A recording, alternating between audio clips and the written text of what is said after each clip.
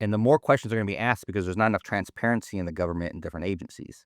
We're not getting any answers for a lot of things. Yeah. Because at some point, I don't know if they believe that their citizens should know it. Like, it's almost like a arrogance to like, there's, and the news cycle's so short, they'll forget about it. Well, people aren't forgetting about stuff as much as they are. Some of the big cases, especially when there's so much corruption or rot, or at least looks like there's corruption or rot because you're not transparent. And now you got to a point where even if you start being transparent, how can I believe you?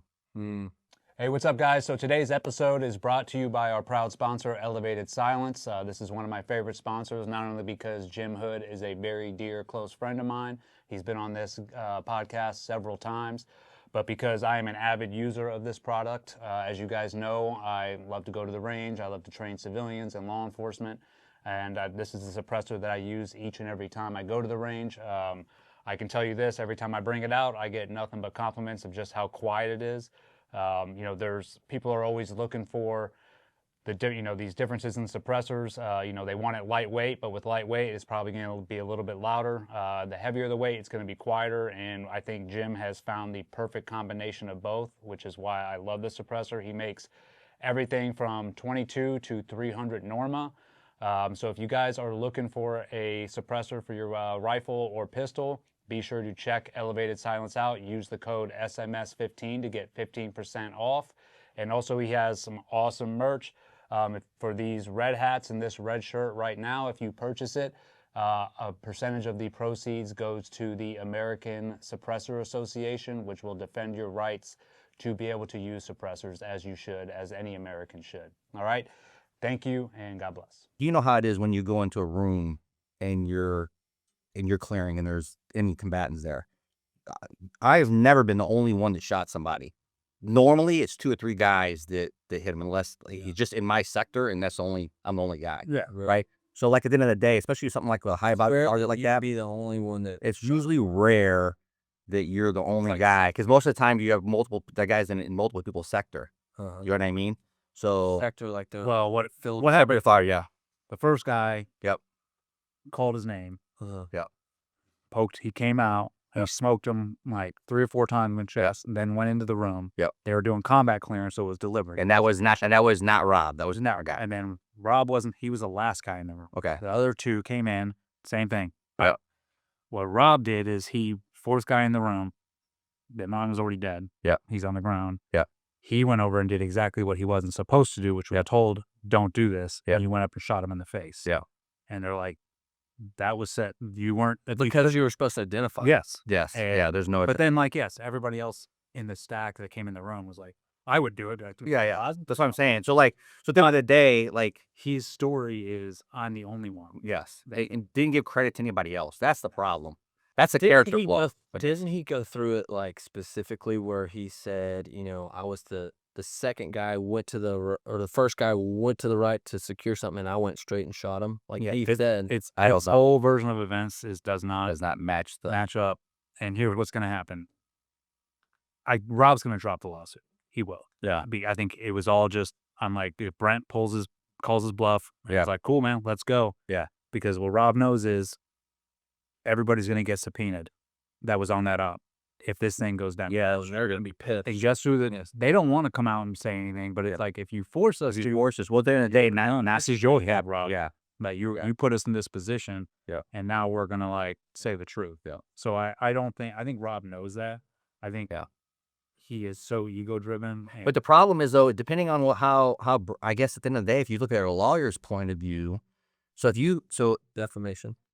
I would countersue if I was Brent and then make him go the whole way if I had the funds to do I think it. that's what Brent's doing. He started a GoFundMe. So at the end of the day, if you sued me for that, so if Rob sued him, now you could countersue, right? And even if he dropped his lawsuit, you can still hold it. No, you're now defamation. Now I'm actually going to want to know the truth, and then now everybody's screwed. Well, I mean, at least everybody would have to come out and say the truth because truthfully, the ball's in Brent's court now. The thing about it is how much money that is. The truth is, but It's a lot of money. Is it the truth though? I mean, Here's what else I told Brent. Sorry. Yeah. No, go ahead. I was like, you realize that this isn't going to be solved within a year. Oh yeah. Like this will be 5-6 years down the road. Oh yeah. And this is what I told Brent because he was like, I'm going forward. I'm doing the right Nobody thing. cares after a while. I was like, buddy, you think you're doing the righteous thing, Yeah. because you're wrapped up in it. I Yeah. was like, if you actually took a step back, Yeah. I'm like, say you went to lawsuit and you proved yourself right. Yeah. Nobody cares. Nobody gives a shit. Nobody fucking cares, dude. I was like, but you are going to spend. Yeah. I was like, you know how much it costs me to defend myself? Yeah. Almost $1 million.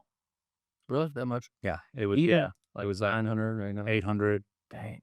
Yeah. Even if that's not even your money and you get it funded from somewhere else, it's still your time, your effort, your resources, like your price, your stress, like all that stuff's wrapped up into that. And while you're doing that and focus on that, you can't focus on other things. I can't focus on my family as much. I can't focus on whatever businesses I want to run. You know what I mean? Like, Yeah, exactly. what's But they're already in that place. They're already not focused on anything else except yeah, we got this yeah, this win at all costs. thing. Yeah. It's like, dude. And don't get me wrong, like there's a fine line between accountability and obsession, right? Like, okay, like at the end of the day, hey, that's why I'm like, you say your 2 piece, you say your 2 cents, and then I'm like, that's why I don't understand like the whole saying the same thing over and over again. If you want to know what my opinion was on Tim Kennedy, you can watch the podcast that I already did. I don't need to say it a million times. Like I don't need to say it over and over and over again. Yeah. Do you know what I mean? Yeah. But I think that's where on social media, that's the thing. Like we just say the same stuff over and over. Like there's like a niche of the same thing. Yeah. And there's certain things I think are valid. You know what I mean? Especially if it's like faith-based and you're trying to disciple people. Like, yeah, talk about that over and over again. Yeah. But like when you're talking about like accountability stuff, you just start, that can just chew you up. You know what I mean? Like politics is another one that can just eat you alive. It will. You can have a view on it and I can say it on whatever conversation, but I don't need to continue thinking about it. Speaking of politics, Anti-Hero texted me last night, Tyler. Guess who's trying to go back on their show to attack me and now Sean Ryan? Crenshaw? Dan Crenshaw. Really? Yeah. And I was like, they called you. They were like, hey, he wants to do this. And I'm like, He's going to attack Let on. I was like, in too. yeah. They showed me the text he sent them. And I was like, honestly, man, I was like, if he wants to, if you guys want it, I'm like, let him. I don't care. I'm like, he's digging himself in a deeper hole every time he goes on. Yeah. I mean, that'd be great. But here's what you guys got to think of. I'm like, you guys already had him on once. Yeah. And it went exactly the way I told you. What is he lying, right? Yeah, he lied about everything. And you guys sat there and were like, this doesn't make sense. And he just continued to lie. I'm like, he's going to do the same thing. I'm like, and it's going to make you guys look bad. Yeah. For giving him the platform again. Yeah. I'm like, but. So this is anti-hero? Yeah. Yeah. But that might be a good thing, dude, because he'll go on there and dude, the more you hear him talk, the more you're like, oh, he's going down at lamps. Yeah. But this is the thing about it. This is one thing that I have a problem with people when they associate their identity with somebody and like nobody can make a decision to where like, hey, they support you no matter what. And you're like, you see people that are like that and you're like, bro, you can obviously see he's lying and you obviously see this is not true. Well, it's the same thing like still wear masks. It's like, I refuse to accept the fact that these don't. Yeah. And it's like, yeah. okay. Like blind allegiance whenever you're like, because they identify with whatever, either a person or celebrity or somebody, a politician, like a sports team, Democratic Party, Republican Party. they both do it. Yeah. And it's like, I mean, how, like, is that red to your dad, blue no matter who? Yeah. Like how arrogant can you think you are to think that you're the only, like everybody's going to agree with everything that you say? Like the fact that you're all on the same platform and nobody has a different train of thought tells me that you're not real. It's impossible. Impossible. My wife doesn't agree with that. My kids, like you're always going to have disagreement. You're always not going to see on the same thing. There are going to be certain nuances where you're like, I agree with you on that, but I think you're a little bit too extreme. Like I'm more on this side or whatever. And that's fine. Yeah. And that's fully fine. You should be able to do that, except we're in such a place now where you can't agree to disagree. And no, you have to see it my way. Yeah. And that's where that's where you see families get driven apart and like friends don't, I can't hang out with that person. And the worst I hate is, this is where I'm like, I can be friends with anybody. Dude. Yeah. I don't care what your views are. Like if you're a good person and if I think you're a good human being. Yeah. I'll be cool with you. Like it doesn't matter. But what I find funny is like when one person hates another person. Yeah. And then they're mad at me because I'm friends with them. Oh, yeah. Like, well, how can you? And I'm like, dude, that shit ain't got nothing to do with me, dude. Like, whatever you guys got going on, I'm friends with both of you. Yeah. And I want the best outcome for both, and then it starts dividing like that. And you're like, dude. Are we in high school? Yeah, Like, and that's what, That's where I feel like the society has got, like, we are in a constant high school, like, with our politics, with everything else. It's, like, petty. There's no professionals. Like, no one acts professional anymore. It's like, who can be the biggest clickbait, like, headline, and I'm gonna say the most, like, volatile thing, even though I don't mean it, but I'm doing it for clicks, and I'm like, dude, it's all bullshit. Yeah, that's the one thing on social media that's really frustrating because like, like, the more controversial you get, the more, like, clicks and everything else you get, but I'm like, what's the point of that? Like, do you want that in your feed? And then people don't understand is that's who you're attracting. Yeah. It doesn't matter if you have 1,000,000 followers, if they're all toxic, what's the point? Because they're gonna turn on you eventually. Like, if that's all you're doing is just saying controversial, like shit all the time, like, why would you like, at the end of the day, you're gonna say that something is controversial just because you're a human and you may have a difference of opinion, and somebody else is gonna see something that's controversial that you said. But it's not. It's just who you are, you know? And we're not intentionally, but we don't here's the- intentionally go out there and say things controversial just to get click views and No. likes. That's the difference. But you can get put in, and also you sharing your opinion on anything, it's fine. Yeah. But this is the other problem, is people will cut up what you say and put it in a manner where they're like, oh, Terry's a racist. Yes. Like, Terry said that, and it's like, it takes out the whole context of the conversation. I mean, depending on what what you're talking about, the context, but it's like, that can happen anytime. He did that recently. They just got caught. They just got caught with Trump. Trump's speech about the whole January Almost an hour 6th later. thing that they, Yes. 59 minutes. Dude, And dude, wild. but I'm like, how are people surprised? I know. That's what I kept thinking. I'm like, dude, BBC is like NPR or any of these other things. They're on a side. Yeah. And they are. Dude, but for so long, I think a lot of it's boomers too. I think it's older generation that has like, it's almost like you have to come to a realization that, hey, I've been duped for like 30 years, 40, that all my life I've been trusting this thing that has been lying to me. Yes. Or at the very least manipulating my views and how I see things. And it's like, oh, I can't do that. No. So I think that's what some of it is. It's like, I can't. No, I mean, Psychologically. boomers for sure are like, you can't talk them out of, like, hey, now you've been being lied to this whole time. They're like, that's not what CNN said, or that's not what Fox tells me. And they're like, that's the problem. And my parents are in that boat. Like, they'll still listen to certain things, and I know when I have conversations, they'll bring up stuff like, can you believe this? I'm like, no, I can't. It's just not true. But then, they're like, well, that's what they're saying. And it's like, dude, I've had this conversation a million times. Like, I don't listen to the news. You shouldn't either. It's just causing you, and all it really is to cause you stress, get you angry. The word for having Cognitive dissonance. Yep. I got Your it. brain just can't reconcile it. And we all experience it to some level. I mean, when you're like, hey, listen, this is so far-fetched. Like, they would do a psychological experiment on the whole world with COVID and see how far. But then you're looking at facts and you're going, well, shit, like, well, it's it working. looks like, and you're like, it ain't broke. It's working. And there's so much right now with, like, which I don't understand, what people don't really get, that is there's no transparency in the government, which fuels these conspiracy theories. So if you can believe that the government's not being transparent, why do you not think the news media is using psychological operations on you also? Like, everybody does. It's all for agenda that they want. And they're just trying to re-push what you have. And then almost kind of what you're talking about, once you get to that thought process, you don't change. You get into, like, put in a box to where, like, that's what you believe, and you're unable to think outside of it because your identity is tied to X, Y, and Z. whatever you're listening to, whoever you're voting for, whatever. And it just What your occupation is. what you occupy, exactly all that. Yeah. So It's crazy. interesting. Yeah, and I mean, that's the other huge problem where I don't think it's been this bad ever, is the distrust in the government, the distrust in the leaders. It's on both sides. Yeah. And it's earned. They earned it. Oh yeah. And that's why you have all these million conspiracies, and anybody can take any situation and create, like, no, this is what I think, and you can make it sound plausible, and you're like, oh shit. So, like, that's what you have going on now, is you have all these people, like, the Charlie Kirk thing and all this other stuff. oh, and that baby seal that looms over the case.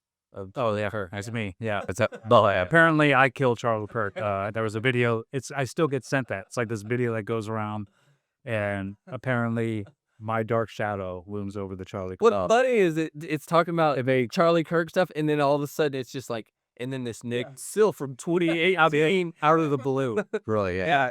Telling me something about it, but I can say It's so he got away with his murder. Everything they say before that is untrue too. It's like Yeah. some idiot. Who knows? I don't know where people find the time. The one thing that I works, thought it was pretty creative. I thought it was really funny. the amount of people that sent that to me, the first thing I respond to them is like, "What is on your feed? That is, you are getting sent this. yes, yeah. Like, this is ridiculous. Yeah. But like the distrust, man, it's gone. So I mean, or the distrust is there. Trust is gone, and I don't think, dude, I don't think there's a way back. Honestly, So the way You see it as somewhat, well, we should just start the podcast. I know we already started. we already started, it's already recording. I think we just Yeah. We can do an intro later. But hey, do you think some of it is good? I like that it's us questioning stuff, and I like that it's kind of going, hey, you know what? I think there is. So Search your so own. there should be questions asked, and the more questions are going to be asked because there's not enough transparency in the government and different agencies. We're not getting any answers for a lot of things. Yeah. Because at some point, I don't know if they believe that their citizens should know it. Like it's almost like a arrogance. Mhm. To like and the news cycle's so short, they'll forget about it. Well, people aren't forgetting about stuff as much as they are. Some of the big cases, especially when there's so much corruption or rot, or at least looks like there's corruption or rot because you're not transparent. And now you got to a point where even if you start being transparent, how can I believe you? Mm. You know what I mean? So like I think until people start going to prison, like billionaires, politicians, like we start cleaning house, there's not going to be any. We won't have that to where we start believing our government again, and there's not as much transparency there. Do you know anything? What's going on with the Epstein list? He's like, so now Trump is saying, hey, we're coming out with it. So I'm so done with like this whole thing, but it keeps coming back. I'm like, okay, so we are gonna see it now. Like, so that's my problem with it because originally, so obviously there's something there because originally whenever Trump ran, he ran against releasing the Epstein files. yeah. And now it's a hoax. So I'm like, you ran to go against it, but now it's a hoax. Because we're not a hoax now. Now they're saying we're coming out with it. they're coming out with it, right? So now I'm like, okay, well, that's the problem with the transparency where the issue is. Now, whenever they released that it was a security issue, the thing that they messed up is on the number 5 reason they said if we release the security or the Epstein files, could be a security breach. Well, it doesn't take a lot of common sense, and I don't really have to give away a whole lot of information that you're telling me by that is Epstein was an informant. Yeah. Well, that's my very first thought. In very for without saying the actual term for what it is, right? Yeah. So if there's an informant, how much did you know what was going on, and you allowed human trafficking and pedophiles to run freely on this island? Mm. You know what I mean? Yeah. And did nothing about it because you were getting information. So at what point do we let that type of behavior happen just to get information? Well, I think that's a conundrum that they're in. But it's like, I think at the end of the day, it's like, dude, if you are a good leader, it's like, then show it all. And everybody, I don't care. And here's the other thing. I don't think any of you are good people regardless. I don't look at anybody in the politics and be like, oh no, not that person. It's like, yeah, I get it. Like, you're a piece of shit too. It's like, all of you really are for the most part. I think there's a very small percentage in politics that are actually good people that stay the straight and narrow. They exist. They're diamonds in the rough. Like, the rest of them are all in cahoots. They're all, trying to cover up for each other, cover your ass. And it's on both sides. Yeah. And I'm like, dude, we're so tired of it. It's like, I think those people are elitists, obviously. Yeah. They're up there. They think like, oh no, I have to keep this persona. And like people, it's like, nah, dude, we already know. Like, we already think you're a scumbag. So just release the files, hold people accountable. We should be seeing people marched off to prison. Yep. But until that happens, it's like, dude, like look at who's his name? Prince Andrew. Yep. They just kicked him out of the royal family for being on Epstein's island. Yep. Like, they're like, you're done. They stripped him of all his royal rights, and that's before the list even comes out. Yeah, so they're doing their own housekeeping there to a certain point. Now, at the end of the day, should he go? I don't know what he was in. He's not getting too bad, believe me. I saw the estate that they put. That's what I mean. So it's like it's a castle, and you're like, so like he's not going to prison. I don't know what all he did. Like obviously there's maybe that information's out there that I don't know, Mm. right? So did he embarrass the royal family, or was he doing criminal activity? That's two different things. You know what I mean? But at the end of the day, they're at least kicked him out of the royal family. Should he do time? Maybe after this is released and he was with anybody under the age of 18, then yeah, he should. You know, or anybody who was non-consensual, then yeah, you should.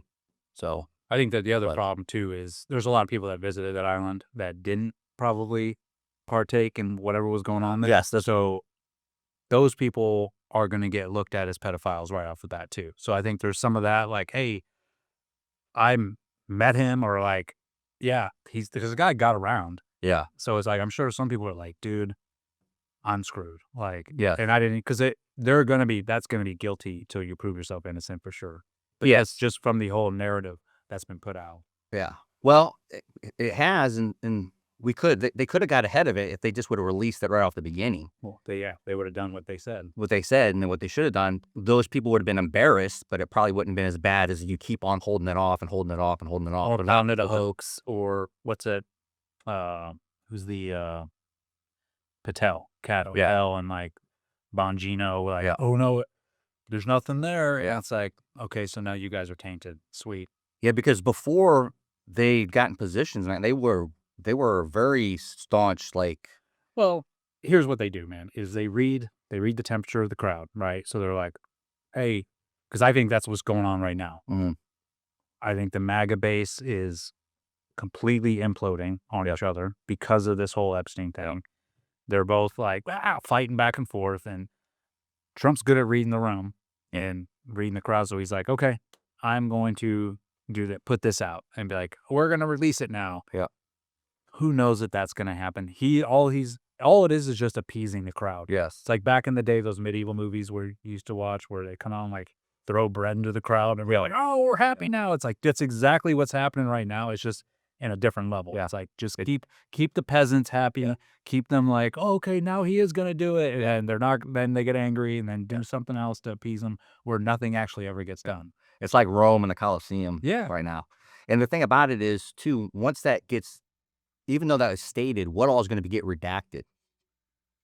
You know what I mean? That's the next question. Are we ever going to find out the real truth, right? Like, what all in those files will get redacted? And once it's redacted, you don't know what they redacted. No. They could say, I have redacted the victims' names. Well, You don't they know that. They don't know that. They could redact the victims' names and other things that they don't want you to know. And here's what people don't understand too is, you know how easy it is to just classify something? It's like, Yeah. nope, that's classified now. I mean, when I was going through my case, so that's right. So they were charging me with like 3 different murders. And one of the guys that was accusing me of, I think he said I killed a little girl, all right, which was completely ridiculous. It came out that, he got caught lying on the stand, and I had 2 other guys in my platoon get up there and they're like, no, he didn't do this. Yeah. What people don't know is this individual, Josh Brenz is his name. This guy accusing me of killing this little girl, he was the only one on that deployment to commit war crimes, like legitimately. So at the end of that deployment, we had cleared through Mosul, and then we were tasked with going to Telefar to start clearing through that. But they were like, hey, don't start clearing yet. We went to the forward line of advance, which was like 3,000 meters away, right, from the actual Telefar itself. And they're like, just watch, fly some drones, report back. It was not a kinetic, operator. It was just sitting there around binos. So I went out once. I was like, this is stupid. Like, this is literally, we're not doing anything. They have like 7 different ISR platforms. You're like, why are we back here? But they wanted to keep us busy, like, just go back out there. So I let the LPO, which is like the second senior enlisted guy under me, I was like, hey, you can, because he's like, they were asking if they could go out and actually be a TAC lead and all this stuff. So I was like, hey, you can be the TAC lead on this. Like, let's see how you do. They went out. I didn't go out with them. The one op I didn't go out on. I stayed back because I was like, dude, there's not, like, you can't mess this up. Yeah. You better just go out to the berm. Famous last words. Yep. Halfway through, I get a call. They're like, hey, it was 5 civilians were smoked. And I'm like, what? And they're like, yeah. So they come back. Sure enough, Josh Friends is on his sniper rifle and is like, oh, reports that he was just shot at by an ISIS fighter from like 1,000 to 1,500 meters away, which is like, That's ridiculous. that's not even like, okay. Yeah. So what he did is he's like launched a switchblade and flew it into where he said he was getting shot from. And at that point, there was some children, women in that area, and boom, smoked them all. Yeah. He then lied, called back to the command to report it, and their whole story was jacked up. Yeah. So as the attack lead, I get given this information. I'm like, okay. First thing is like, I'm going to protect my boys. All right. I'm like, okay, what can we do to like solve this problem, mitigate this? So I went and talked to the command. They were like, hey, dude, your guys lied. The stories didn't add up. So I'm like, okay, this is going to go up, the chain. Yeah. So I go back and I just bring the guys around. I'm like, dude, and I don't even know at this point, I'm like, I don't know if you're telling me the truth or not, but I was like, tell me exactly what happened. Yeah. They did. I was like, let me tell you something. I'm like, you guys need to all be on the same page. Yep. Because you're going to get investigated when you get back. Yeah. And I'm like, just be on the same page. Don't change. Just stick to it. And then where the chips, fly. Yeah, they lie. Well, it ended up getting, because we get back and it was like a couple months back in the States and it gets like dismissed. Pretty much like, 56 didn't. We're not going to lie. Okay. So during the trial, as this idiot is like accusing me of all this stuff, I'm like, bro. Yeah. And so I'm like, hey, that should be brought up. Yeah. And they're like, oh, we just classified it. You can't bring it up in trial. Shit. So we weren't allowed to bring it up in trial that this individual, because they just classified it like that. Well, so that should be a character, because I mean, at the end of the day, if I'm saying something and you can prove that I lied somewhere else or did the same crime, you should be able to use that as a character. No, but that's, yeah. The reason they did that is because all they wanted was me. Yeah. They're like, dude, we just need him. Yeah. And they were willing to let everything else fly. Wow. They're like, we don't care what anybody else did. But my point is like, I didn't realize, just like a snap of the fingers, like, yeah, it's classified. Yeah. And you're like, what? I'm like, yeah, we just classified it. Yeah. How you can't even talk about it. Yeah. How do you classify it? It's just, in general says, okay, that needs to be classified, or So, depending on where it is, I mean, an agency, I mean, all you have to, I mean, without putting out too much information, it doesn't really take very high. Somebody that is trained on that can classify information. Do you know what I mean? Yeah. So, it just takes somebody who has the authority. has the authority Someone to do it. can And it's not like a general. No, It's not a general. it's some person. Now, at the end of the day, pushing. I could be a staff sergeant and classify it. Now, it doesn't mean that somebody that's higher up can declassify it, right? You know what I mean? Yeah. So, like, at the lowest level, I can classify it. Huh. But then once it goes up, then it has to go through a procedure to be declassified. Yeah, it's like that. They were going after Trump 3 weeks ago when he was, smoking the Venezuelan ships. Yeah. And they were like, that's classified. And he's like, I just unclassify it, because he can. He's like, So as soon as he opens his mouth, it's declassified. He doesn't have to do anything. The president he can accidentally say it and say, oops, well, it's declassified now. yeah. Like, there's nothing that, Interesting. yeah. Wow. So, That's wild. I think behind some of the Epstein stuff, I think it's just wealthy, powerful people that they're going to do whatever they need to classify that shit, redact stuff, that's what I'm, keep it from it. Oh, So they're going to, if you think about it, if you can classify something in a day or something, there's a process to it. Yep. They figure out the process. They got high paying lawyers that will come in and go, it's not even how come? It's not even just the lawyers, it's the lobbyists that are bought off by the politicians and then their buddies people and don't everything else. And realize they don't realize that they're too. It's like, so at the end of the day, if you fund if you have a lobby and you're funding whether I get reelected or not, and then you use something illegal, well, that's a conflict of interest, So right? So, but what am I going to do? If I go against you, then I'm not going to get reelected, or you're going to use that same money against me, against my opponent, to beat me. You're owned. Yeah, That's- you're owned. It's pretty yeah. much like when you start getting with those lobbies, you are owned. You are owned by somebody. You just decide who you want to be And owned. that's what people were freaking out about the election, when Trump was saying the election was stolen the first time against Biden. Yeah. And it was like, I mean, everybody, it was pretty obvious, like something happened, right? Because it's like at whatever, 4 in the morning, it was like spiked and all these votes came in. And what people were like, well, he has to prove it. And he didn't prove it. So then it wasn't fraud. And it's like, what people don't realize is, yes, they tried to prove it. There's only certain district courts that you can go to like, hey, we want to bring this up and, show that it was, there was voter fraud. You go to those districts, those judges are bought off. Yep. And so those judges are like, nope. I know they went to 3 different districts and those judges were like, no, like, I'm not going to even entertain this. And even though they had all the evidence, it's like, and so therefore that's where it stops. It's like, once judges are bought off, there's DA, all these people. It's like, dude, you trying to take legal action the right way, it ain't happening. And the thing about it is, what's so crazy is they're bought off, which is pretty much, I mean, it's no different than really receiving a bribe. Yeah. But it's all legal because it's lobbies. Yeah. You know what I mean? And you're like, how is that any different than?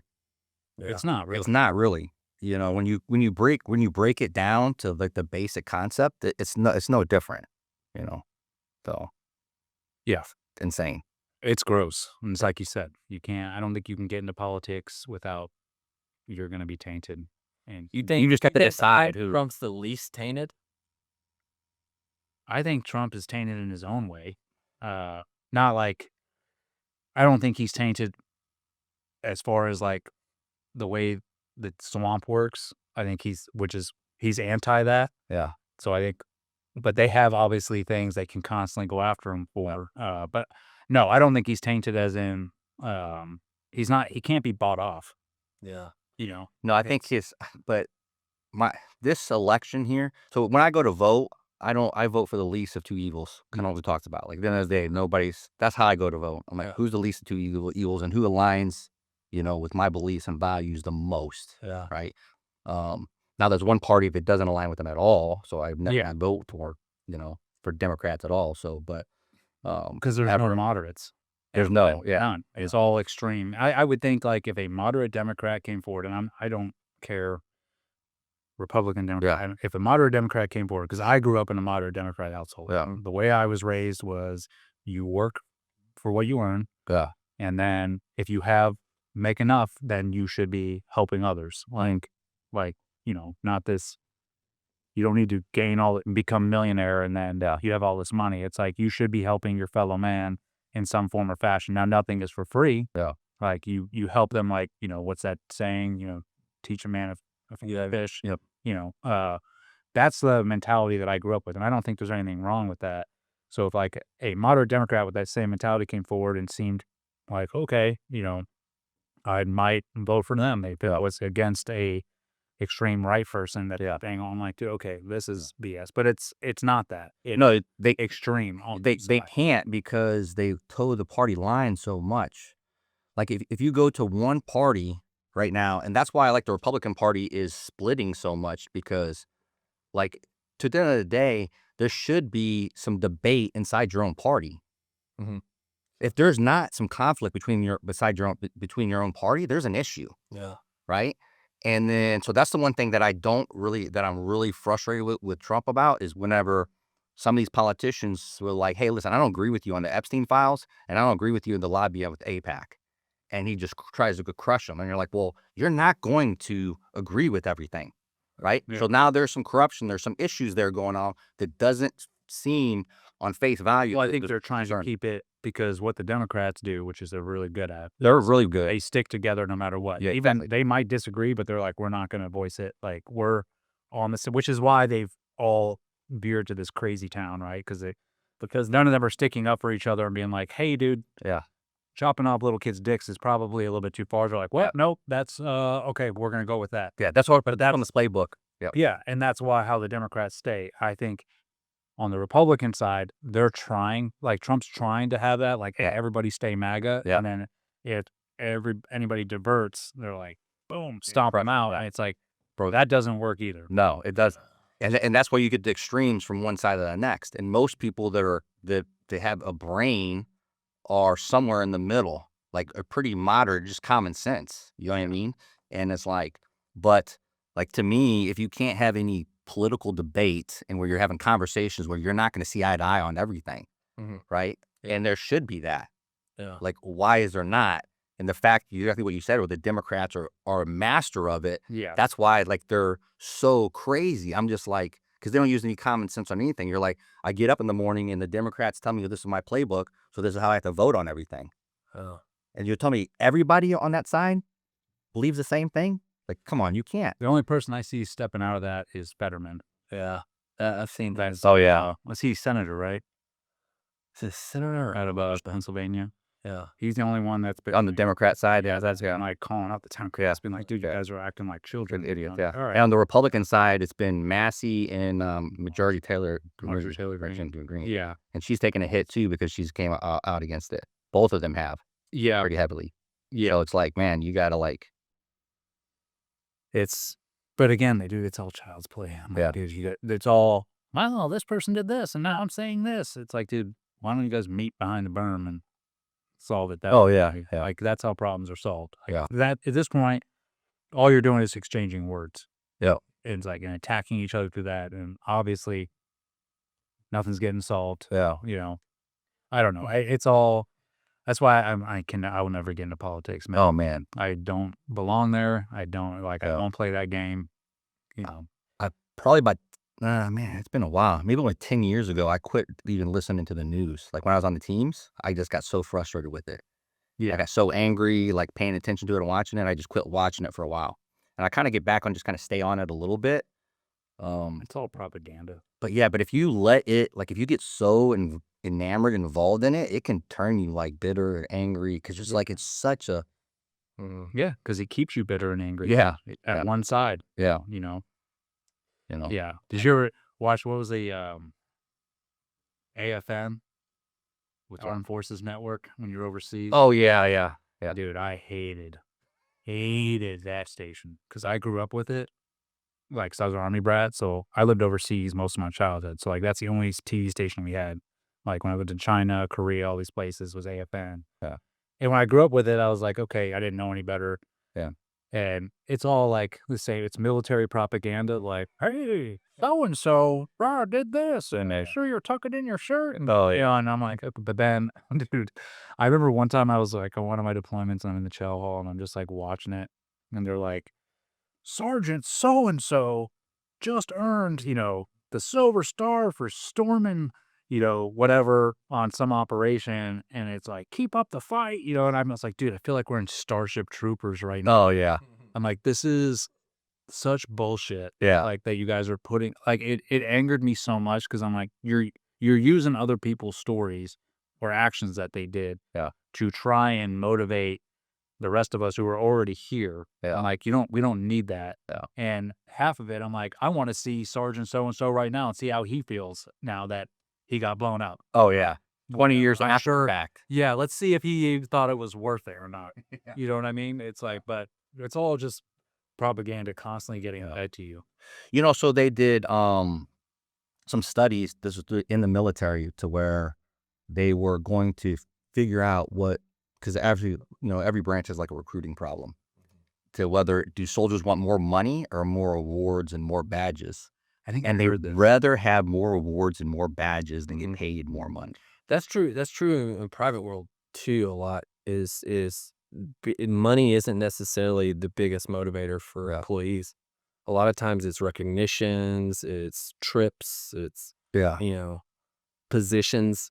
That stuff is more important. To me, I'm like, that's crazy. Like, So to a certain point, that makes sense on the civilian side. If I was getting paid less money to a job that I had was fulfilled more, I'd totally take that. yeah, Right. But I don't need recognition. I'd rather have more money than recognition. I don't need recognition. And then in the military world, it's just so I can show you what I have. It's almost a status symbol. have on your fruit salad. Yeah, it's more of a status symbol but it's still recognition, right? Yeah. But it's a status symbol versus. Well, it's how we judge each other too. Yeah, it is. And I mean, at the end of the day, I think I try to look the way I was when I was a private in E4 and E5, looking up to those guys that had been to combat, that were Green Berets, that were in SOCOM, that were doing all these other different jobs or whatever. I'm like, oh, those dudes are, Yeah. you know what I mean? But I look more at what they were doing, not the badge. Yeah. I was, I kind of looked at it like those are the best, right? In their field, like that's the guys I want to be around. You know what I mean? yeah, Not they got a beret or a trident or like something like that, you know? Yeah. I mean, the only time I judge is like, I remember if you were in for 20 years, Yeah. like I remember at the end of when I was about to get out, there was these senior chief that was, I know he was a master chief at the time, and he was fucking giving me the business, like messing with me. He was in charge of me at the time. And I remember I went in there to talk to him one day, just to be like, dude, why are you guys doing this to me? Like, have like team guy, like, what is going on? And he was just like, being pretty obstinate and was like, nope, no, this is just the way it is. And he had his dress uniform on, and I just like flipped down at it. And I was like, 20 years, huh? I was like, no Valor Awards. Yeah. No combat ribbon. Yeah. I'm like, that's all I need to know. I'm like, if you went 20 years to the GWAT Yeah. and don't have some kind of combat action ribbon or like a Valor Award of some kind, you were dodging, dude. Yeah, That's where I'm like, that's where I judge. I'm like, dude, and don't give me the excuse, I just didn't get the chance. I'm like, buddy, there was chances all around to go. Yeah, there's a certain time, depending on where you're at. I don't know how it was over there, but in like 7th group, like I don't think you couldn't like throw a stick. Everybody was deploying. Yeah. The only guys that weren't deploying are guys that were going to certain, I'm not gonna call them out, but they were going to certain like groups or certain companies that were trying to get out of it. Yeah. Not deploy. And really, those only really happened whenever you had the guys. When I first came in September 11th happened, it was really the guys that were in pre 9/11 because they joined before the war. Yeah. Everybody that joined after the war was trying to get after it. The guys that joined before, not everyone there was wanting to get. There was a big exodus when 9/11 happened in the teams. I wasn't in the teams yet, but I was told. Yeah. There was dudes that were like, "Oh shit, I'm out." Yeah. And that's the reality of it. I mean, I'm sure you have a saying, "Hey, there's team guys, and then there's guys in the teams." Yeah. Yeah. It's like, which one are you? It's like, and there's a group. There's guys that join that have no intention or want to go apply the skills that you learn in real world. Like they don't. They're like, I want to say I'm a SEAL. Yep. I want to just parade around. And honestly, you can see most of those guys now. Like they're on Instagram. They're oh, look at me, blah blah blah. But it's like I know you, and you didn't do anything for the teams. Yeah. Like you just want to say that you were a SEAL, and you're using the legacy of other men that built men that built up that legacy. You're using that to your own advantage. Yeah. You didn't do any of that. Yeah. But you're, and they're using the status symbol of what they achieved for going through a course, not what they did while they were in. Yeah. Well, and what I've noticed from the civilian side in it, just from outside perspective completely, right? I'm like the opposite side of military. But what I've noticed is the real hardcore guys that have had a lot of action or been on some really active deployments, kinetic deployments. There you go. Kinetic. Get that down. Is those guys tend to talk about principles and the team. Yeah. They say we a lot, and they talk about more principles. They will share some firefight type of experiences, but they're not these Rambo type. Yeah. And they're less vocal about, everything that happened on and less questioned. The other guys tend to be, at every chance, they tend to be talking about, and they talk about the training a lot. They talk about me. Yeah. They say me a lot. They talk about buds a lot or the training a lot. And then they talk about, like, it's almost like a platform of, this monetizing it so that, hey, let me do a Bible study and tell you about being a Navy SEAL and going through buds and all that. So there's a difference whenever you put anything out on social media, which is lessons learned versus what gets clicks, views, and likes. Right? Like the things that get clicks, views, and likes, it's me. It's a lot of telling these like graphic stories. And we were talking about the other day when we were having coffee. I'm like, man, I don't even remember half of that stuff. No. And I'm like, you must have a photographic memory, or you only was in one Troops in Contact. Because like I was at a retirement ceremony, and the guys were talking about a prison raid that we did. That I couldn't even remember being the main lead on it. I was like, I didn't think it was that cool. And they're telling stories about this prison raid that we did together. And I'm just like, oh, okay.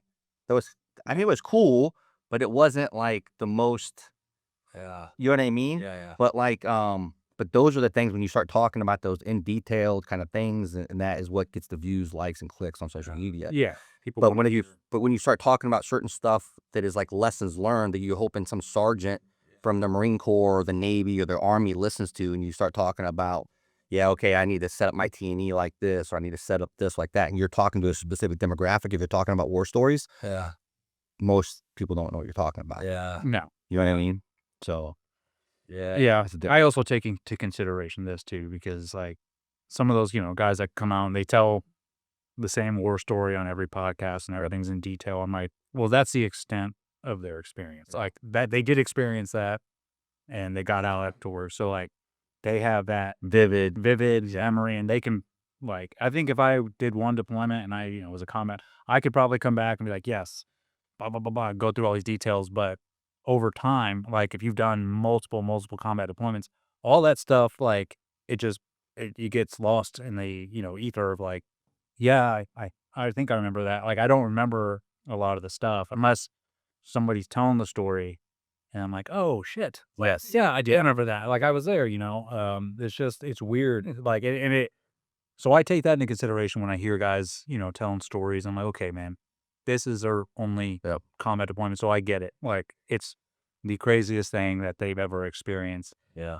Where I judge, which I try not to do, but is when you only have that one experience, but you're spending more time on the outside telling everybody about that one experience than you did when you were in to the team. Like, yeah, you're putting more time and effort being like, look at me, look what I did. I was a SEAL, this and that, than you ever did when you were in the community. And then that's where I judge you. I'm like, dude, it's fine if you want to tell stories, like, but don't make it, this is all about this and me and this and that. I'm like, dude, you didn't put in the time and effort like everybody else did. So you going around parading yourself like you're some kind of war hero or war fighter. yeah. I'm like, I just lose respect off that. I'm like, dude, I don't respect you. Because, that's the thing about there too. I mean, you've been on the teams, like most of the stuff that we did, everybody was doing the exact same thing. Yeah. There's nothing that I did more honorable that the guy next to me didn't do. He's just as honorable, not more, right? So like at the end of the day, by you just, and if you did something, who are you honoring? Are you saying, yeah? And obviously when you tell some of these stories, like I talk to some of my guys on my team, like I'm like, I don't know if you want me to mention you, like, Yeah. you know what I'm saying? So I always just go back to the team. Hey, these guys did this, whatever, right? When you're telling, like if you're telling a story or whatever, but like, who are you honoring and what lessons learned are you given when you're telling these stories? Because it's your story anyway. So there's certain things that you're going to come out. Yeah, I did X, Y, and Z, and there's nothing wrong with that.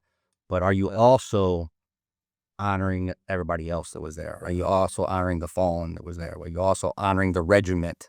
You know what I mean? The unit that you were from. Yeah. You know what I mean? Like those are things that you should be at least considering when you're having these conversations. Yeah. As you're doing it and using some kind of discernment on it too, Hey, what's up, guys? If you've been following me for a while, you know I'm a huge fan and supporter of Firecracker Farm. Alex, the owner, is not only an incredible human being, but he makes an incredible product. And that is why we could not be happier that they are sponsoring the Shoot Me Straight podcast. Each guest, when they come in, will get a sample of Firecracker Farm so they can take it back and enjoy. And I can tell you, to each person that we've given it to, they have not been disappointed. You can put these, put this salt on your favorite food, favorite beverage. I've even seen people put it in their coffee. They love it. There's an assortment of heat, so if you don't like it too hot, they definitely have that taken care of with some mild flavors. And then it goes all the way to extreme heat if you like to sweat. So if you guys are interested in purchasing some, go to firecracker.farm. All right, thank you for listening, and God bless. Yeah. How many, remind me, how many total years were you in? 24. 24? Yeah. How many deployments did you go? So I was gone almost 11 out of the 24 years. They weren't all deployments, right? So I did, man, I didn't have to look it up.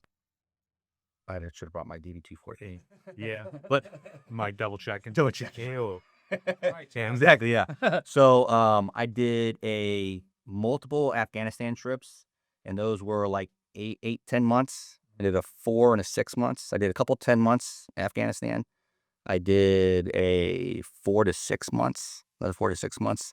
I did a Iraq trip. It was really quick. It was just a couple months. Qatar, which is not a combat zone. It's in the Middle East. I did a couple of those. Wonderful place. Yeah.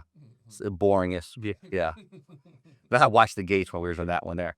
I did that one. I did 2 of those. I think one was like a year, one was like 10 months. So, so like all of those just add up, whatever. Yeah. 7, 8, 9. Roughly. I probably left about 6 or 7. So when you think about it, like when y'all think about all your deployments and within those deployments, all the engagements and missions and all that stuff, it's like, did they just almost kind of blur together in a timeline? And you have to kind of, okay, when was that? What deployment was that? I do it by music. A lot of the time, yeah. If I hear like a song, I'm like, oh, dude, that was my 3rd deployment, and this came out, and that I could sort of. But then, other than that, I can't. It's hard. You know, it. Yeah. So, and then there's Sure. certain. By like your team that you were with, like who's with So you? I did it kind of by location because there are certain places like, so I was in Herat, which wasn't like we did the most kinetic operations that we got when we were in Herat is whenever we went down to the Helmand province or we went down to other locations. I was in Kandahar and we were doing operations to where we're somewhat kinetic, but it wasn't like the 2 years that I spent in the Helmand province. So that trip there, like, well, there's 2 trips there and it was like, one was 10 months and one was 8 months, 8 or 9 months.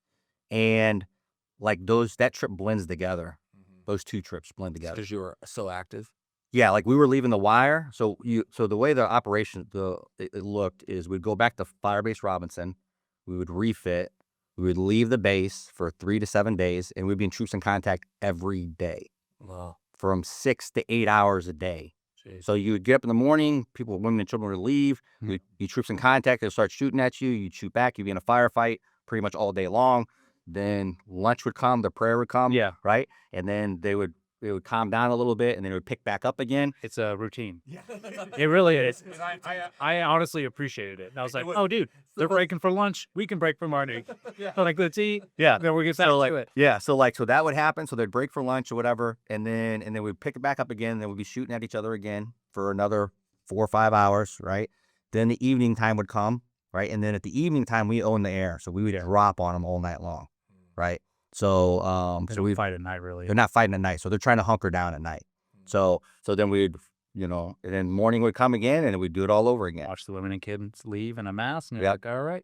And if we stayed at the same location, right, then at the end of the day, they would, depending on if we were maneuvering or moving, or if we stayed at the same location, but obviously women and children would leave because they'd already been gone.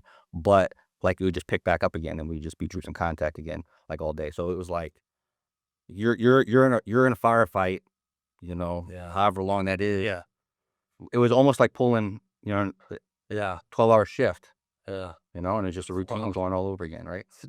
Yeah. But like it became a routine, and we would go out for 3 to 7 days, we'd come back to the fire base, we'd refit because we'd be out of food, ammo, and fuel. We'd refit, and then we'd go back out and do it again. And we'd only stay back in the fire base maybe a day or 2 before we go back out. Then we started getting to where we were doing resupply bundles, so we could be out for indefinite time, or we were out for 7 to 14 days, longer period of time. Helicopters just come and drop. Yeah, they'd come and drop at night, right? And then we'd be able to stay out troops in contact longer. Wow. And I did that for almost 2 years. That was just a normal routine. Normal routine. And now certain places that you went to were more kinetic than others, Yeah. right? But You feel like you grew more as a soldier, as a professional through the kinetic operation? oh yeah, 100%. Yeah. Because what you're doing is you are reinforcing your SOPs and your tactical knowledge. Your standard operating procedure. Yeah. I know. That's All right. So now at the end of the day, you're taking what you did in training and you're reinforcing it, and now you're adjusting your what we call TTPs, your tactical, like how you conduct operations in war, right? Because the enemy's doing the same thing.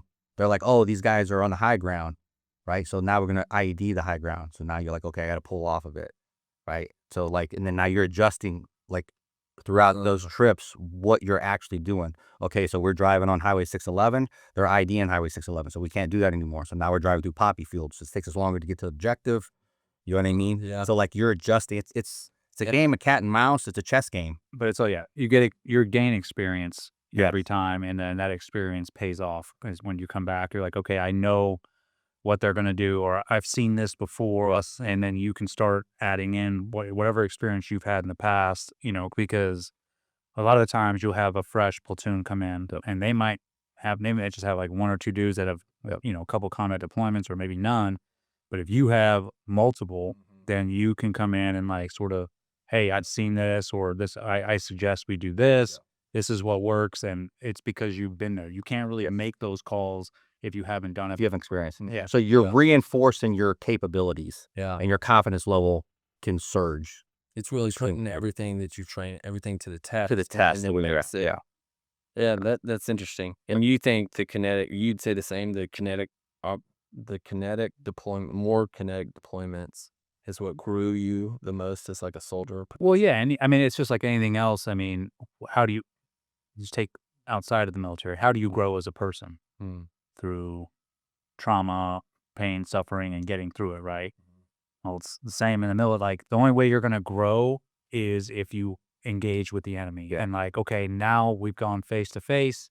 I've seen what you do. I know what my capabilities are. I can understand which way to maneuver. Or like, you're not going to get that. We train. I mean, I think, we have the most realistic training leading up to workup, but it's not real.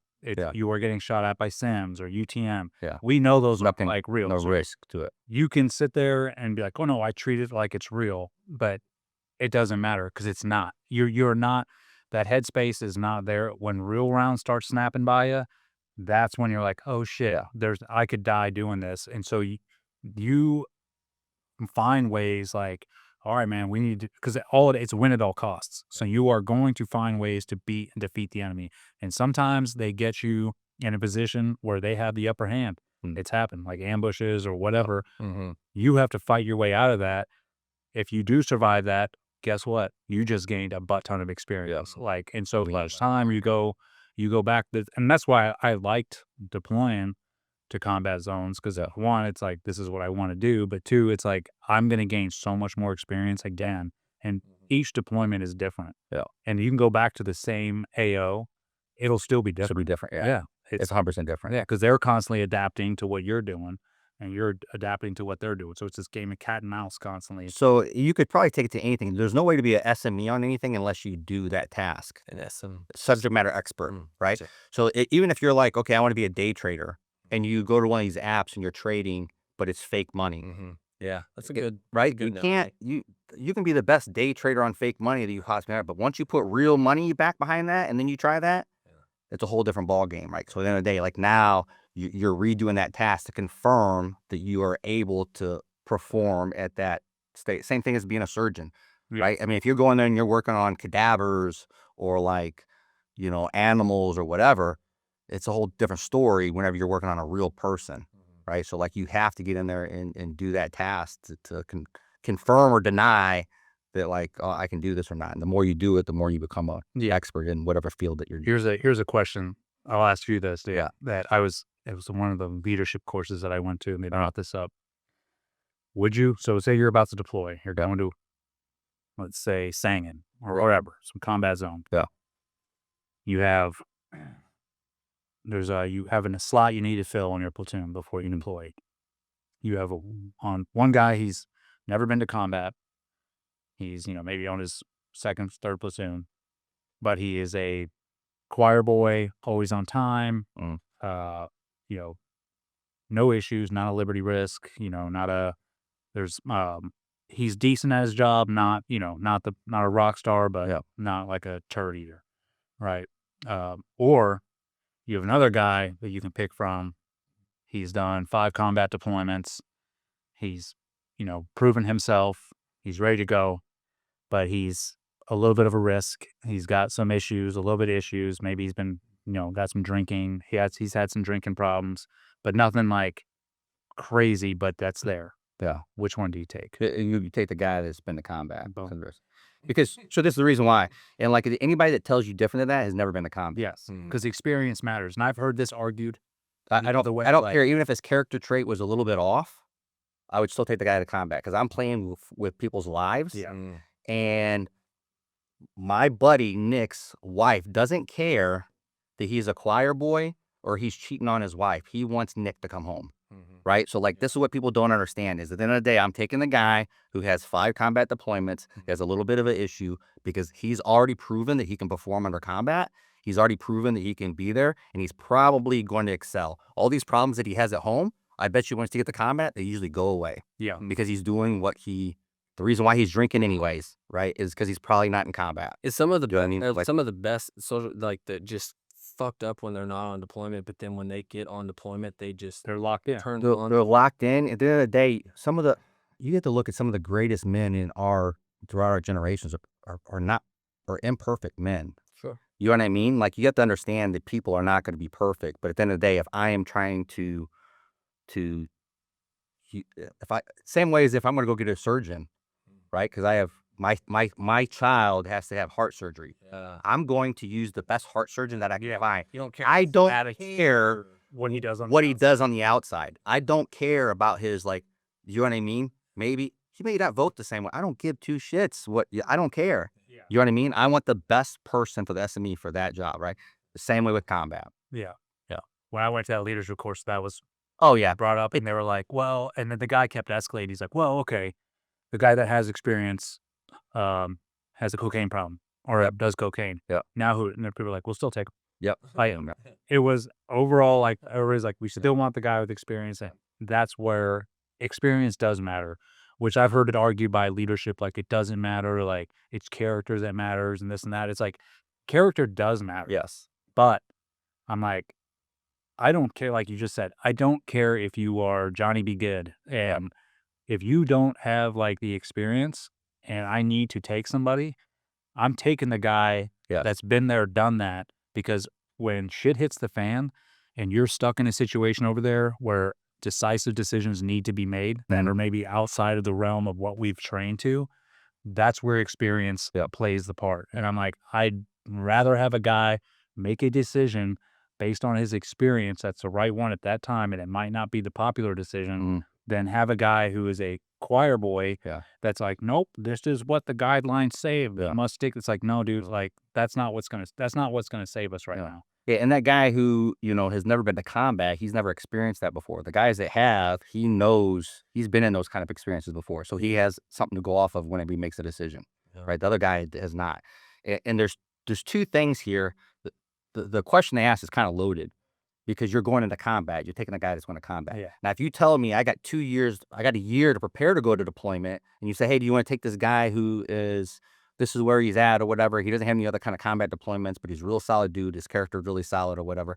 Or you'd want to take this guy who's got 5 deployments. He's a cokehead. He's not a good husband or whatever. I might change my thought process because I got a year to get this other guy to where he needs to be. Yeah.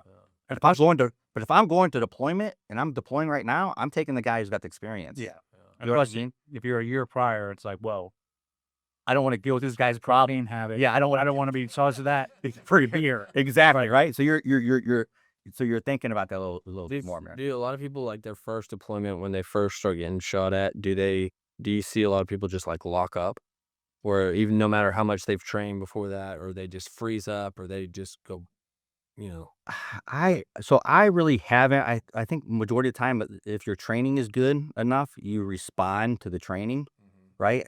I think a lot of times, when people do, a lot of times when they do acts that on the outside maybe look heroic, it's because you're trained yourself enough to where you're automatically doing this. You're acting on instinct. You're acting on instincts, right? So if at the end of the day, if I get ambushed, I know if it's a near ambush, I'm pushing through the ambush site because that's the best thing that's going to do for me to survive.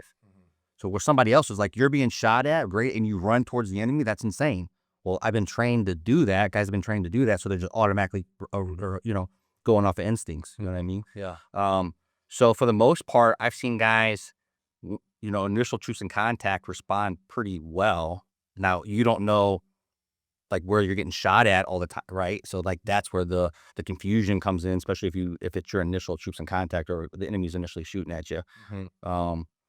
What I think gets guys, where I've seen guys is whenever are having issues is when they come back to the fire base and they start thinking about what could have happened, or when you lose somebody, right?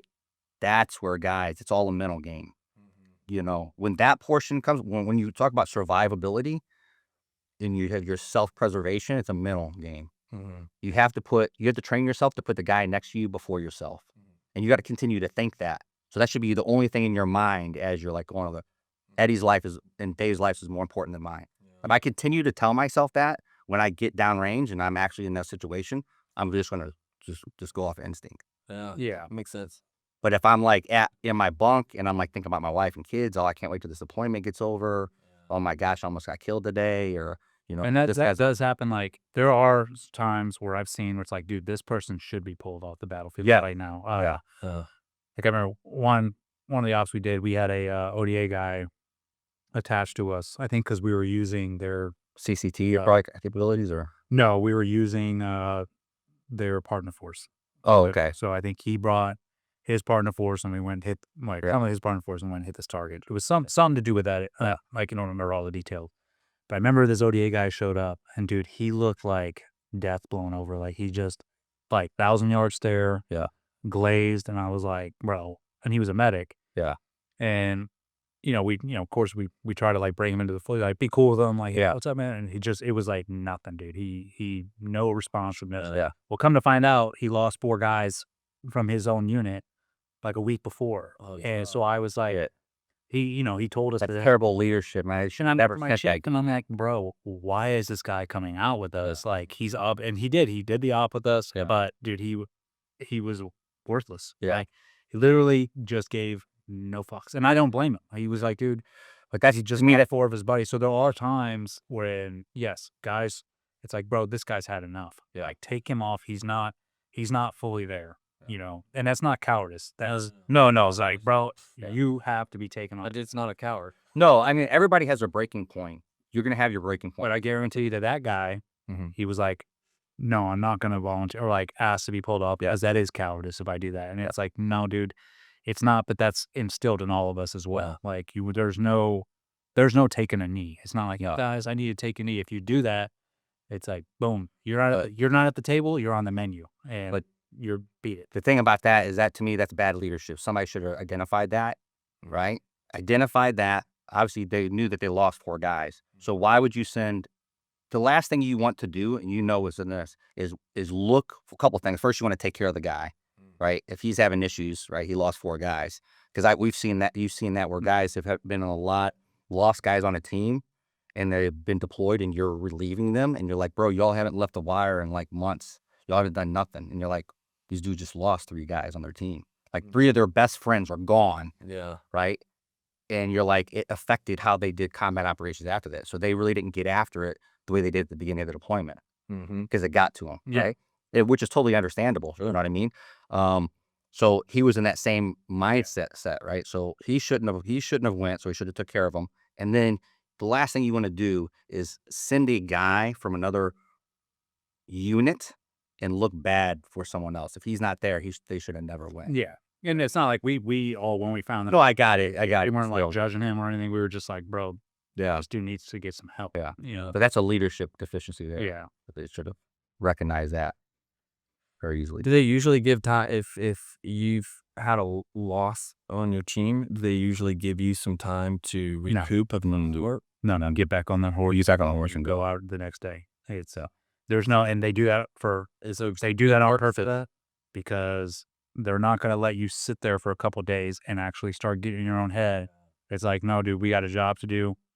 It's the same thing. Like you're skydiving and your chute doesn't deploy and you have to pull your reserve and land on that. The first thing they do is like get back in the plane and go again. Like because they don't want you overthinking it. Like I could have died. You don't want that fear to kick in. Yeah, it's the same. And I agree with that premise. It's like, dude, you gotta get back on that horse. But then there's a time where it's like, okay, dude, if the guy goes to get back on the horse and it's like, he's not really riding that horse correctly, it's like, dude, all right, he's got an issue. So this is what I look at exactly the same thing is you have to go back out. We're in combat, right? There's the time to really deal with that grief and that sorrow and everything else is when you come back off that trip, right? Not while you're there. Like you have a job to do and you have to perform. So mentally you got to block that out. Now, once you have a guy that can't block that out, then you have to make a decision as a leader. If this guy who cannot get over this is a detriment to the team because he's not performing like this guy was, then he can't be there because that could cost your life. It's a risk, right? But you can't just give everybody the days off because you're worried about you still have to go out and do combat. No, it makes sense. It makes sense because if you give them time, that's going to make it even harder for them to go back out. And that was one thing I talked about actually the other day on one of these other podcasts is like, how do you deal with the mental health and the PTSD and the trauma whenever like this last, this 20 years of GWAT, right? Because, just like a lot of other people, you go from one deployment, right? If you're doing kinetic operations, especially if you're on the teams, then you come back, you do a training, you go to a school, and then you deploy again. You are like you don't have time, even if you had the opportunity to say, hey, let's go, I need to go see the mental health therapist. You don't need to unpack that shit in between another deployment where you're going to kill bad guys. It almost makes it worse. It makes it worse, right? So then because we're in that war so long, there was really no time to really unpack that until almost the war's over. And then now you really have to deal with that stuff. Yeah. You know what I mean? Because it's not. Well, we've seen it a lot on the podcast. Yeah. People. Yeah. And you've repressed it for so long. Yeah. But I don't know how they would I don't know any other way to do it. I don't either and I've been asked that question, like, okay, well, what's the solution here to like prevent? And I'm like, dude, there's two things. I'm like, what you just said, I'm like, there's no time to like really decompress in between deployments, training.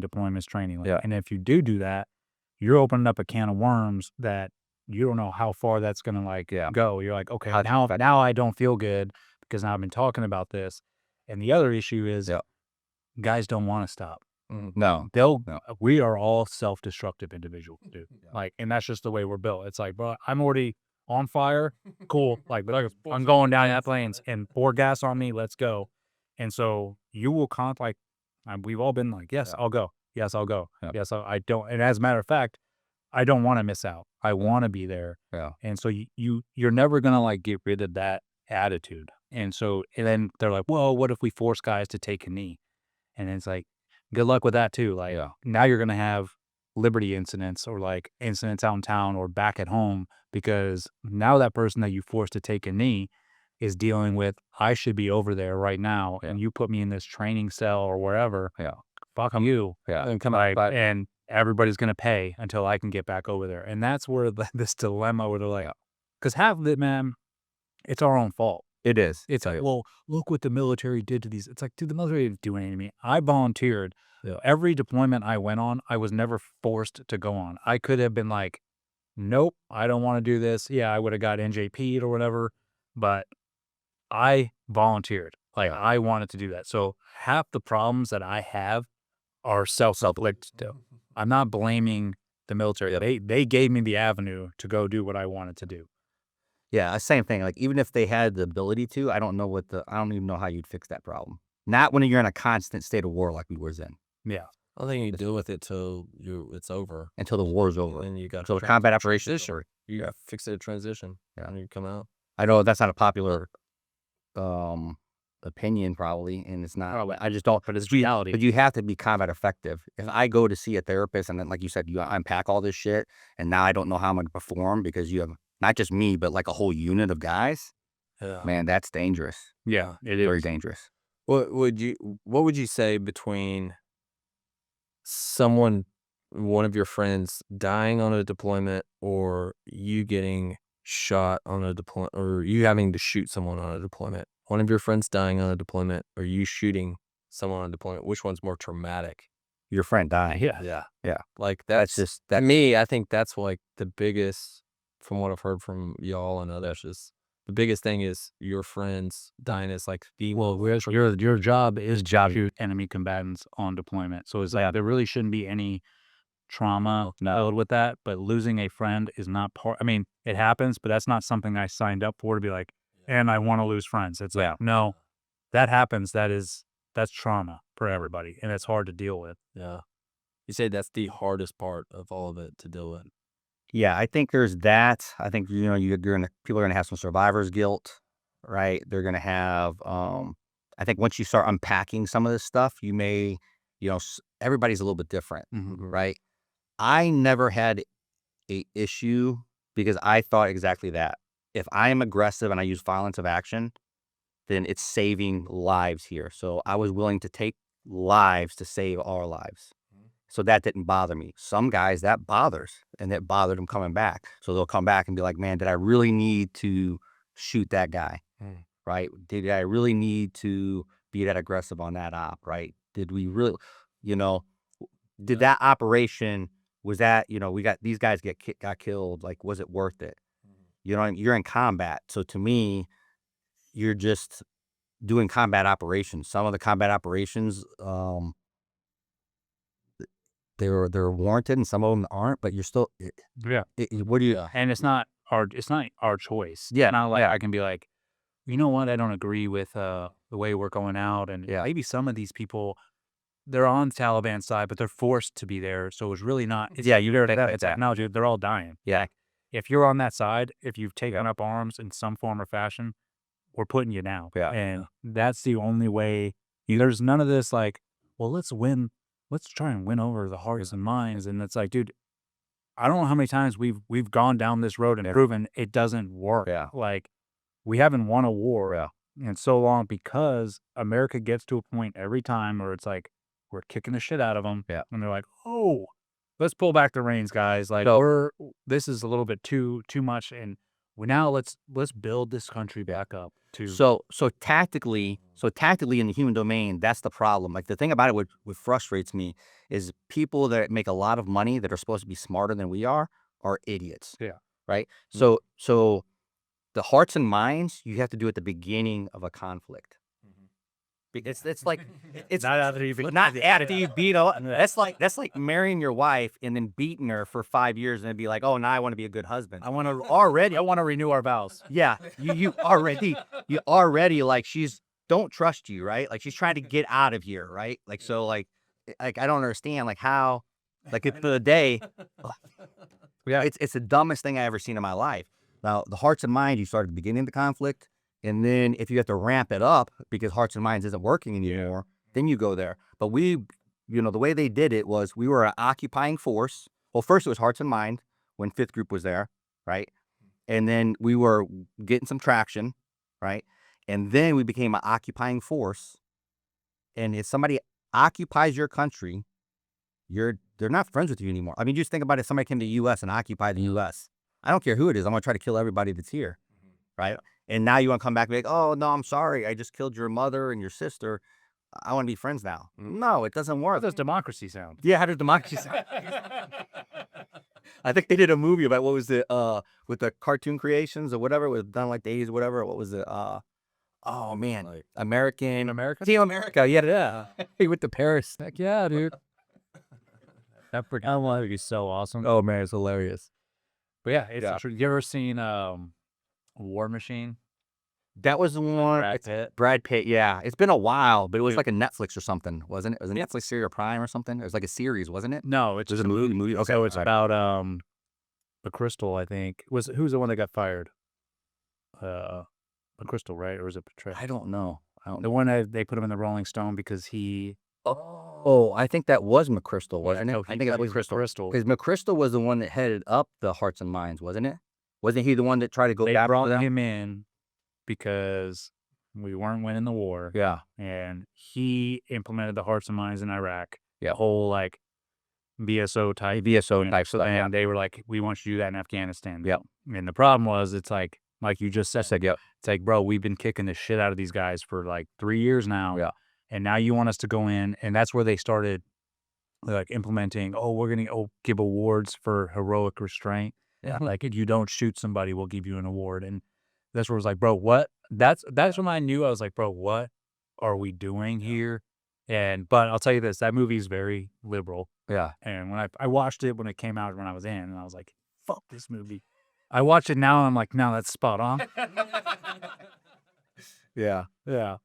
And that's the thing about it. I mean, you can, like, at the end of the day, you're going to these places, they're your enemy, but you're going to be like, hey, at the end of the day, I had a job to do, they had a job to do, and we were just doing our job. That was. I think the only thing I think about, and I do now that I'm out and I've been like, disassociated a little bit, now it's going on 6 years, is all the people that we killed or I killed. Yeah. I'm like, I think about it. I'm like, dude, no one, I can't say I was in the right all the time. Neither can anybody else. Yep. I'm like, I will be judged. Like, I know that's coming. And when I get up there, I'm like, I can't say what God's gonna, deem right or wrong. Like, but all I can try and do is just live my best life for him right now until I pass. And then I'm accepting whatever's coming my way. I'm like, dude, I did these things, and not that I was like, I literally thought we were doing a righteous thing. Yeah. And I know that I took evil off this earth, but I also know there's people that died that Yeah. probably shouldn't have. Yeah. But that's just the position that we were all in. Yeah. And so it's not like I sit there and feel bad, like, oh my gosh, I should. Yeah. But I also know I'm a realist, and I'm like, nobody on this earth can sit there and be like, yes, everything we did was justified. Oh, I know. It's like, no. We were all put there by some fucking politicians that were making these calls and making us, putting these agendas out that we were going out hitting certain things, and probably maybe those things didn't need to be hit, but they were doing that in some strategic manner that was serving a purpose of some politician filling his coffers up with money. And I know that for a fact. So therefore, I know that, like I said, I'll be judged, but I don't like sit there and like, oh my gosh, like, I don't let it weigh me down. You know what I mean?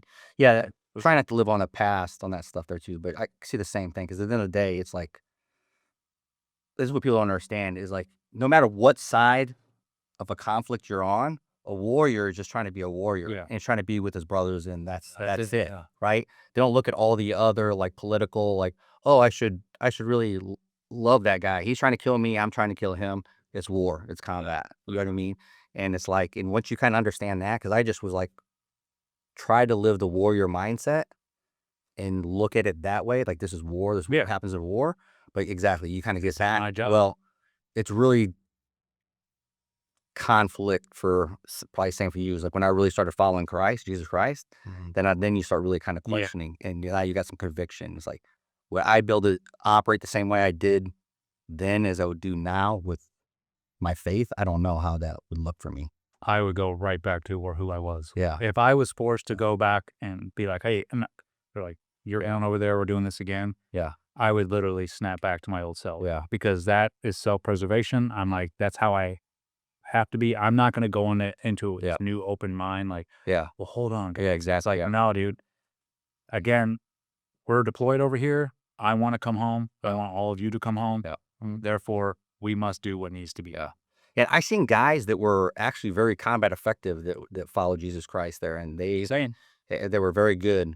They were very good at it, and you know what I mean. Is that more rare?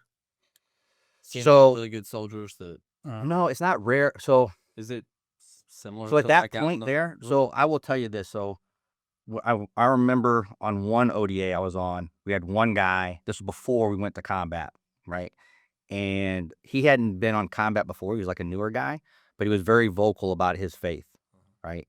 The team sergeant was going to kick him off the team because he didn't know if he could trust him or not, because he followed Jesus Christ, right? And he was very vocal about it, right? And then I talked to the team sergeant. I'm like, hey, listen, he's a pretty good judge of character. I think he's a solid dude. Like, you need to give him a chance, We get out there and he crushed it. Like, he did what he's supposed to be doing. Like, he didn't do all the dumb things that other guys were doing.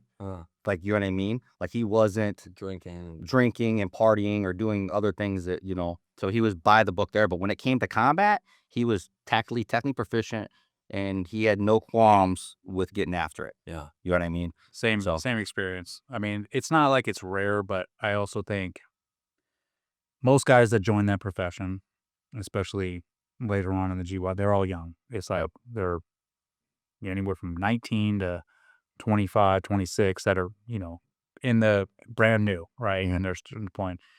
Most men that age are not, they're kind of lost, and they're not following Christ yet. They are sort of trying to figure things out. So yes, you have that group, but then you would have some dudes like, some older dudes, or even maybe one or two younger guys that are like, hey, I follow Christ. I know this is what I believe. Yeah. They're in their, Bible every day doing that. And it was never like, I guess, looked down upon, but it was that same thing. Yeah. Like, dude, Are you going to be able to like pull the trigger? Yeah. Are you going to be able to do this? And that's where, the ignorance of people who don't follow Christ too. It's like, well, this person's not going to do anything and it's like, that's not true, man. He's just a Christ follower. He has his beliefs, but he's here doing the job with us, man. He's going to do what needs to be done. Yeah. Or he wouldn't chose to be in this profession. Yeah. But unfortunately in our career fields too, it's like, if you're not out drinking with the boys, going out, like doing all these things. I don't know if I got trust you. Yeah. It's like, well, then we don't trust you. And that's kind of like, Honestly, that's the culture. It is. Yeah. Yeah. Yeah. They should do that, but it makes some sense. There's a counterculture in the teams, right? And there's a counterculture, and everybody's different between what group you're in SF. Like for you all, the same thing with East Coast, West Coast, within the platoons. Like all that stuff is like a different kind of counterculture, and what's acceptable and what's not acceptable. You know what I mean? And it's kind of some of it's their own culture.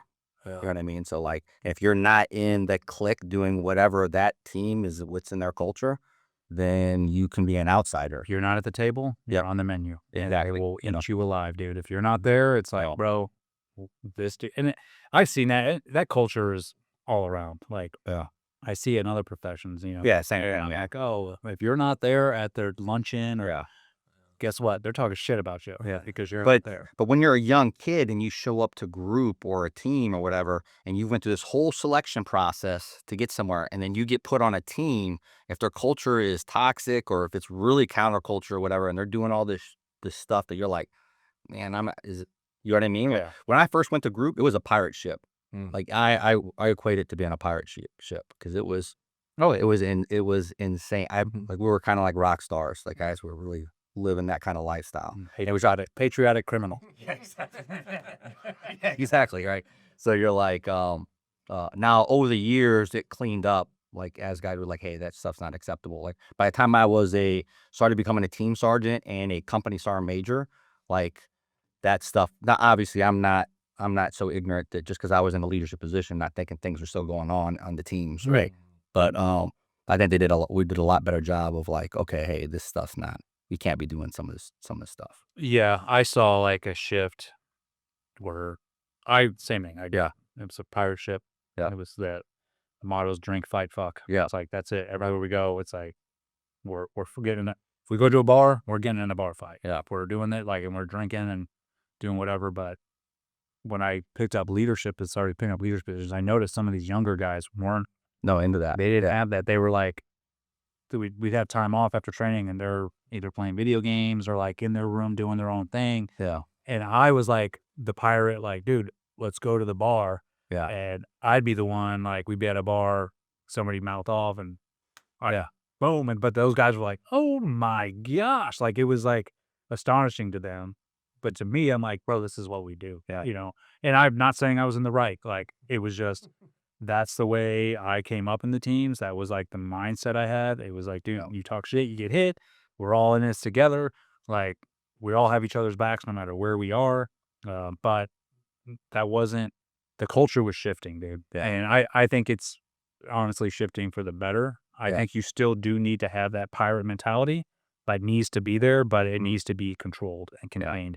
And it can get out of hand real fast. It can get out of hand. So that there's like a fine line, because I seen the same thing with some guys, when I was a company sergeant major, I seen that. When I was a team sergeant, I got in more bar fights and fights or whatever as a team sergeant with my team. Like, we got in a lot. Yeah. But I was always said, hey, listen, one person always had to stay sober. And if one guy on the team was like, hey, you got to stop drinking, you got to stop drinking. So even if the junior guy came up to me as a team sergeant and said, hey, listen, you had too much, sergeant, you got to stop drinking. I have to stop drinking or I'm off the team. Like, that was my SOP, right?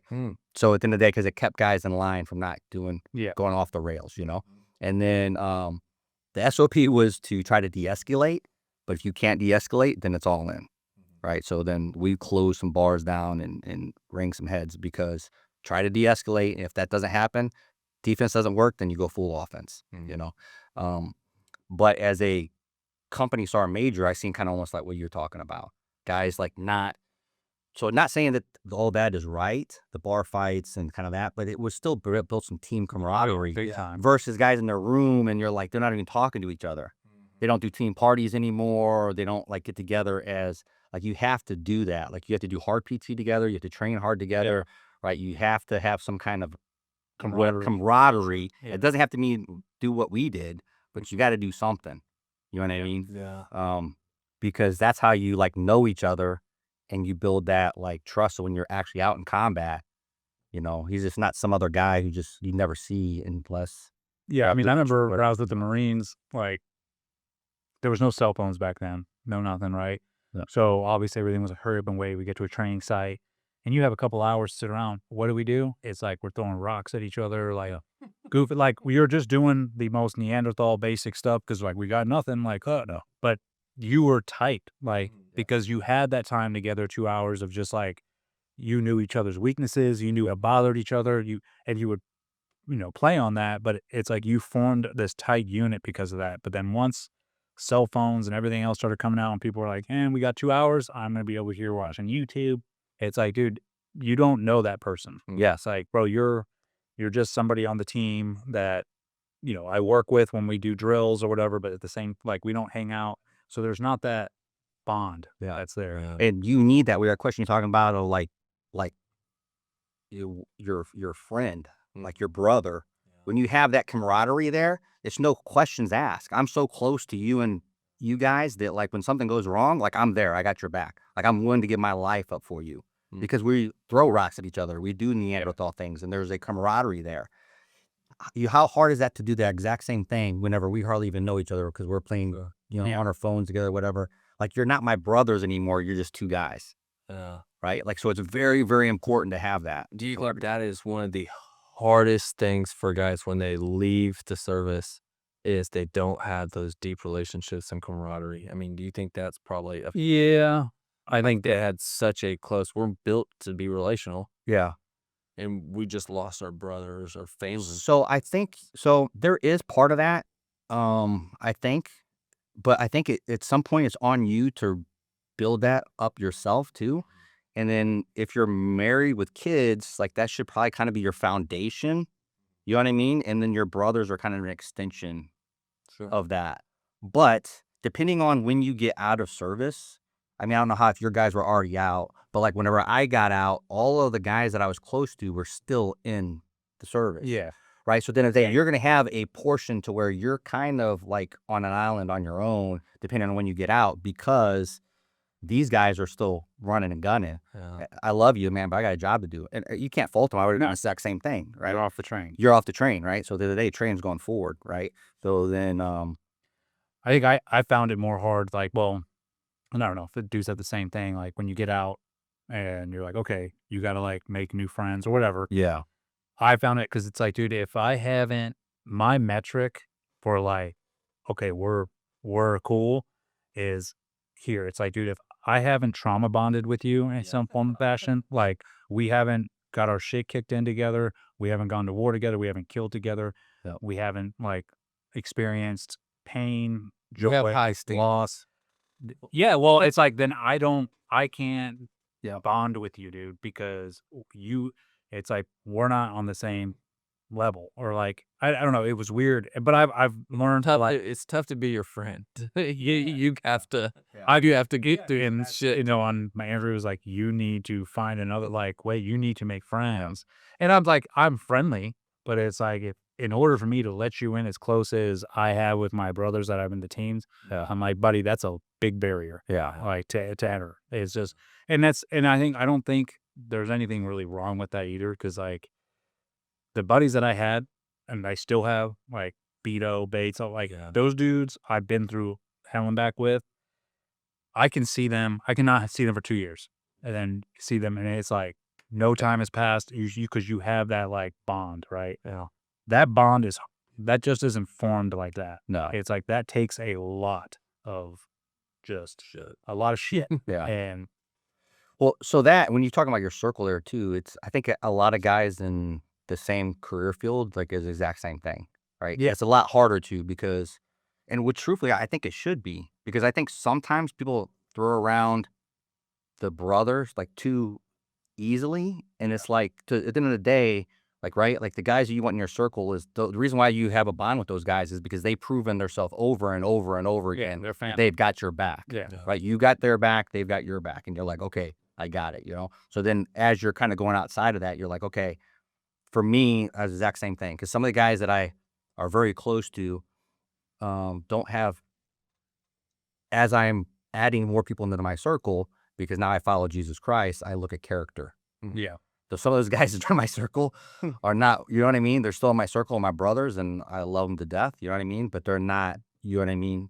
They're not falling that same kind of like where But you will see, it's like you're still close to them. And because there's just so much drama, Yeah. because there's so much trauma together, right? And you want the best for them, but then they've always been like, different directions. no, yeah, it's a little bit. Yeah, there's some guys, but there are certain guys within there. There'll always be, and I think there's part of that in the teams. I think it's okay because in the teams you had guys that have different personalities, and you're still brothers. Yeah.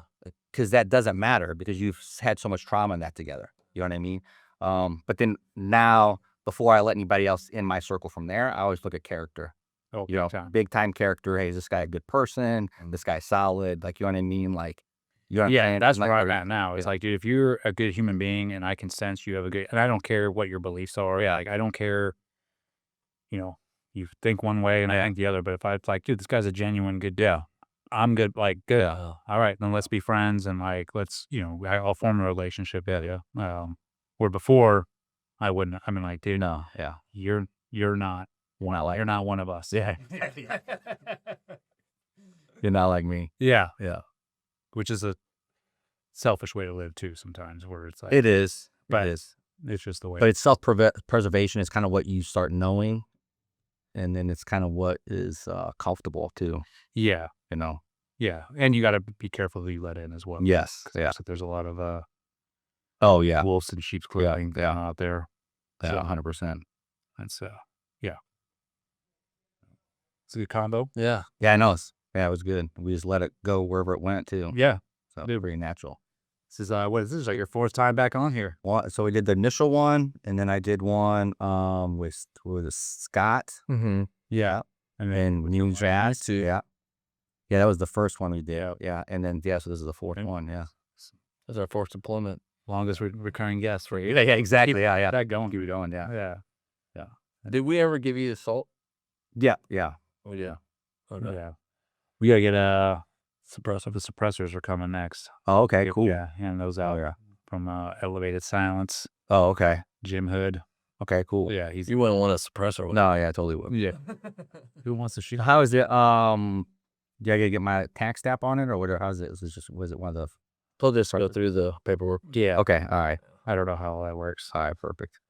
Jim does for sure. All right, perfect. I know they're trying to do away with it. They're trying to make it, I think they tried to pass it in a big, beautiful bill. where Okay. You can just Purchase buy a one, yeah. suppressor. Yeah. I think it'll get there, Yeah. but it'll be reversed once the Democratic gets in there. Oh, yeah, exactly. Just go back and forth. Yeah. Get it while you can. Yeah. Oh, yeah. Yeah, for sure. Awesome, Terry. Well, thank you so much. Man, Yeah, we got that was good. heading into the holidays, man. Oh, yeah.